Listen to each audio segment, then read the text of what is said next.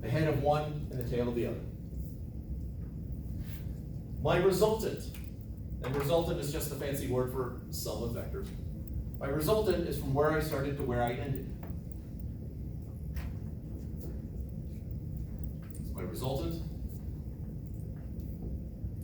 If you haven't watched the video yet, there are a couple ways of indicating you're dealing with a vector. This is what I call the double print, and for whatever childhood scars, this is the symbol I use for resultant as opposed to doing the traditional vector symbol over it. These are right angles to each other. How would you find the magnitude of the resultant?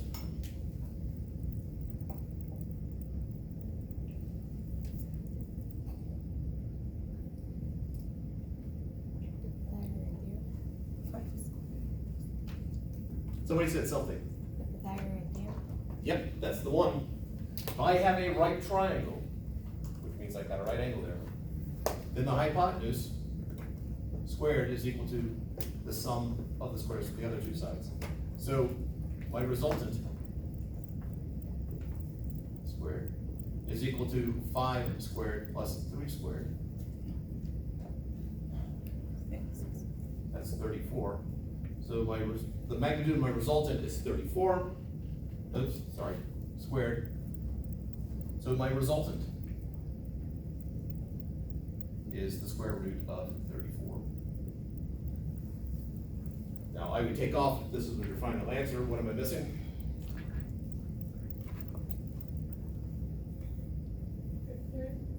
I think somebody just said it. Yeah. Don't forget units. If you have a calculator, feel free to come out with decimal and round it off. Like square root of 34 newtons works.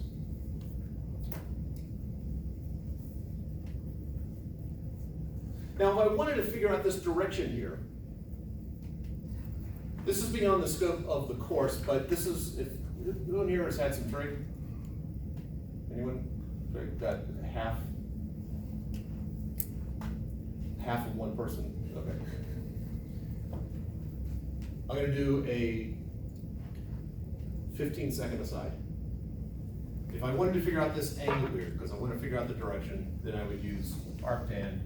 Theta is the arctan of opposite over the opposite over the adjacent. So whatever that ends up being. Because vectors have a magnitude and direction, there's my magnitude. This would tell me the direction. However, finding directions of such situations, not part of the course. Unless there's a big groundswell, we can do right triangle trig, get into some hardcore stuff.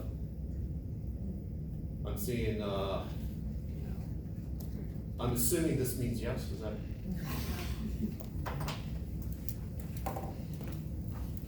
For the one nod that I did see, and anyone who silently wanted to go into the right triangle stuff, sorry, take 151 or 251 and get the full experience.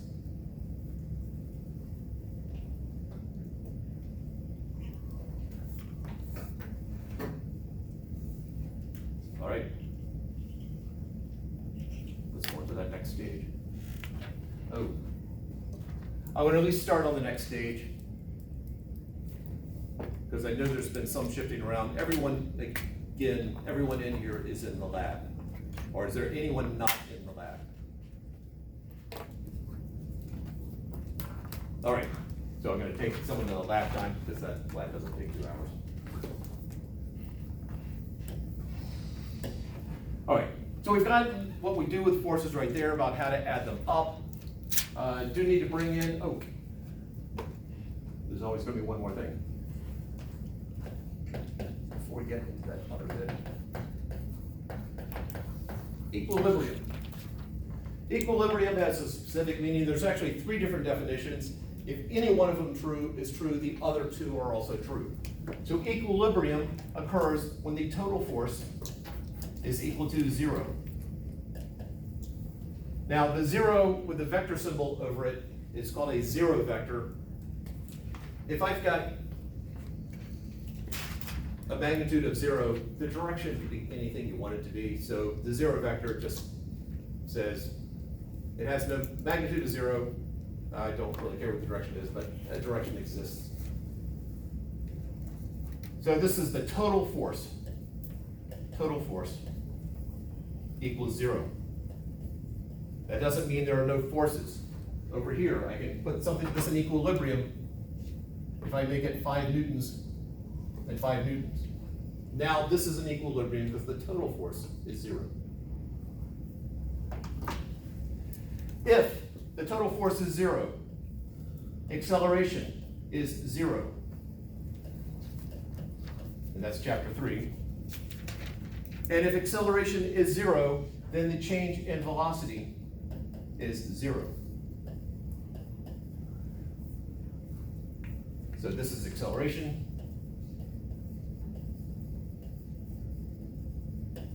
And this is change.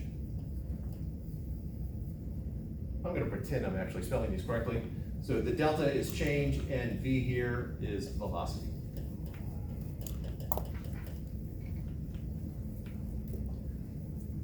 Now, as far as this chapter 2 is concerned, this is the big one right here. Next chapter, we'll get both of these, and then at that point, really emphasize the fact that if one of these is true, all of them have to be true.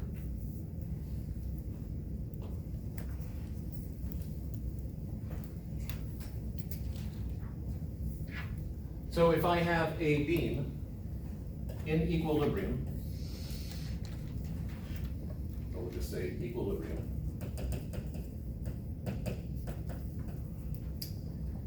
and I'm pulling up here with 3 newtons of force, and pulling up here with 2 newtons of force, and the beam weighs 1 newton. And I have a weight hanging right here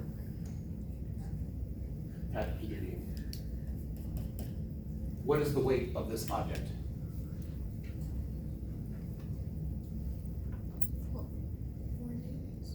Yep. Because if it's an equilibrium, the total force is 0. I have 5 newtons pulling up, I gotta have 5 coming down. Well, there's one of them, so this has to be 4 newtons.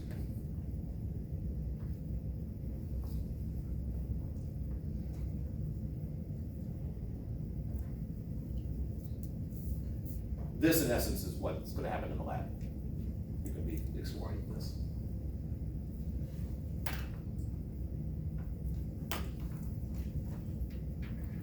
All right, let's just do a couple force diagrams, and then we'll mosey down to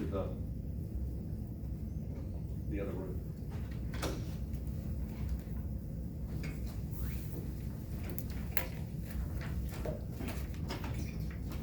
Now, we're going to do very simple ones today. Tuesday, we'll get into more complicated ones. There are videos. I strongly recommend you watch the videos. There's going to be overlap between what I'm doing here and in the videos, but this is so important, it is worth doing in class and you watching the videos.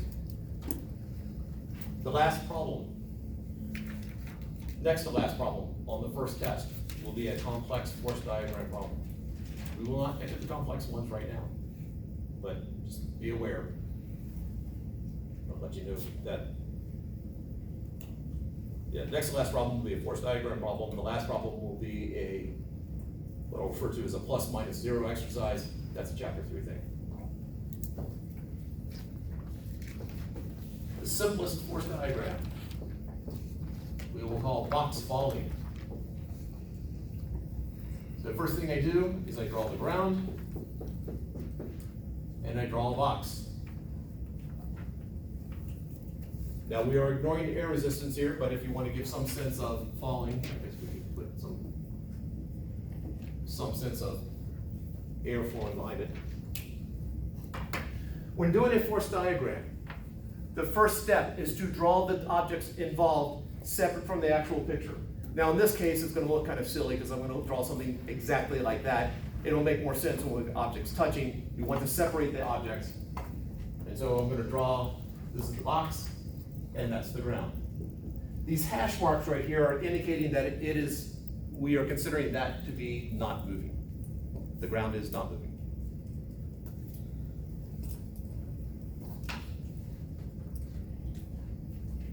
Next up, for the force diagram, we go to our F-town. Can we eliminate anything? Or any of these forces definitely not involved? Right. Sorry? All right, so let's look at the requirements. Normal force requires contact. Is the box touching anything? Yeah, no normal force. Friction requires contact. Tension requires a tight rope, chain. Any ropes or chains?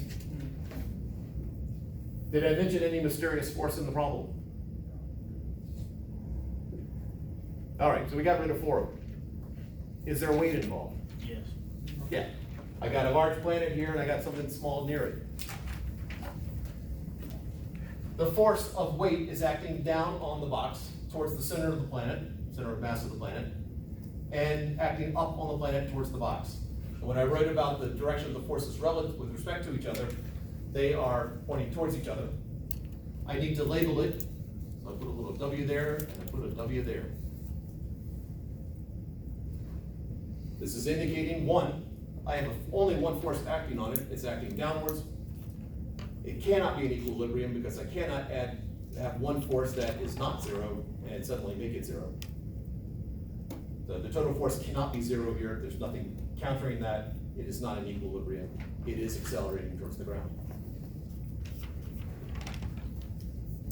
Done, that's the first force diagram right there, and I should have drawn it over here. That was the whole point of drawing it. Was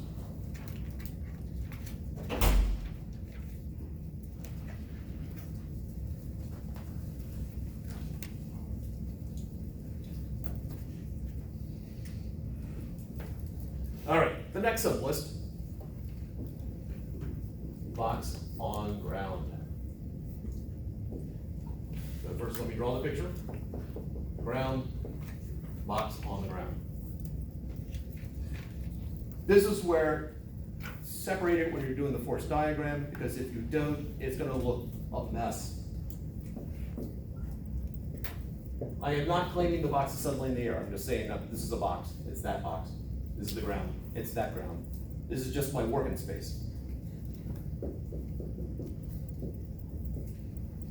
Now, the ground here we assume is level. If it looks like I intended to draw it level, it's level. I'm not gonna play the game of, it's at a 1 degree angle, I can't believe you missed that. No, if it looks like it's supposed to be level, it's level, I just can't draw. If in doubt, ask. All right, so, can we eliminate any of these? Yeah. Which ones? Friction. Why can we eliminate friction? Because it's just still. It's not moving against anything. If it's standing still. Almost there, the wording's off. I can have objects that are still that there's, this object is still, but there's friction acting on it.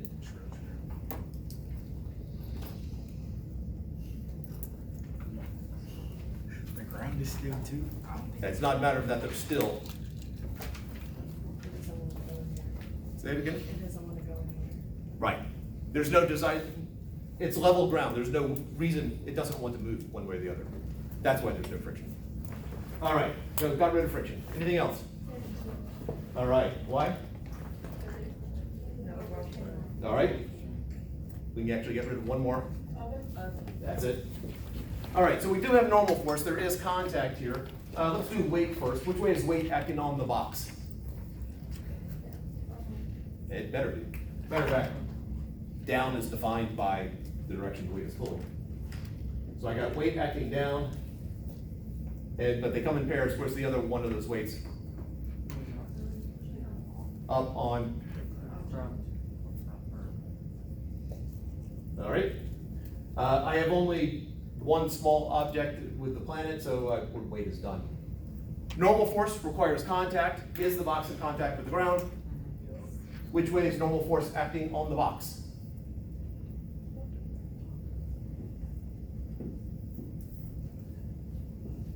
And down on the ground. It is possible that the box could be in equilibrium. My force is going in both directions. If the normal force and weight are equal in magnitude, the box is in equilibrium. If they are not equal in magnitude, it's not in equilibrium. If I drop something, and let's say I dropped a vase onto the carpet and the vase shattered, the vase doesn't shatter because of its weight. the vase shatters because the normal force had to be incredibly large in order to stop it. It had to be out of equilibrium. It was accelerating in order to stop. Some of this is chapter 3 stuff.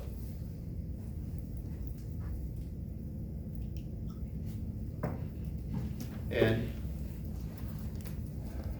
just to give you something to anticipate over the weekend. On Tuesday, we're gonna do box on around. I know. But for now, any questions before we move down to the other room?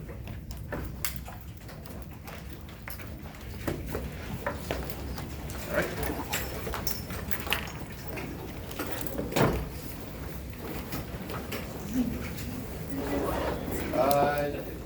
If you're reminded to, you can pick up the lap before you walk down there, or get down there. 3 pages.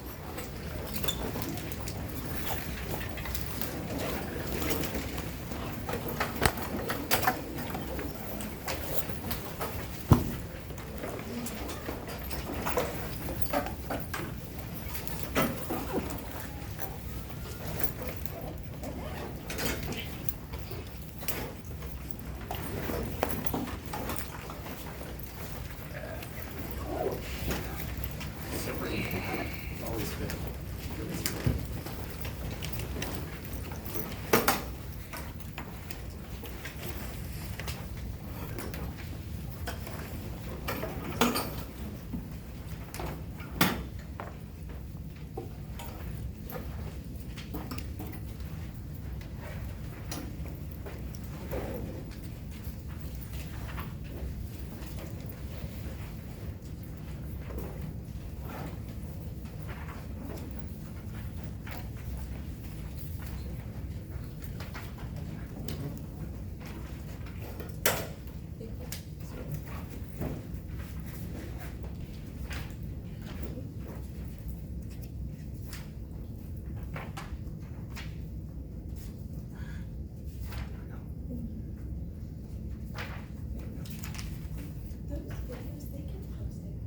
Yes, the class from Tuesday, I posted under chapter 2 down at the bottom. At the very bottom? Okay, Yeah. okay.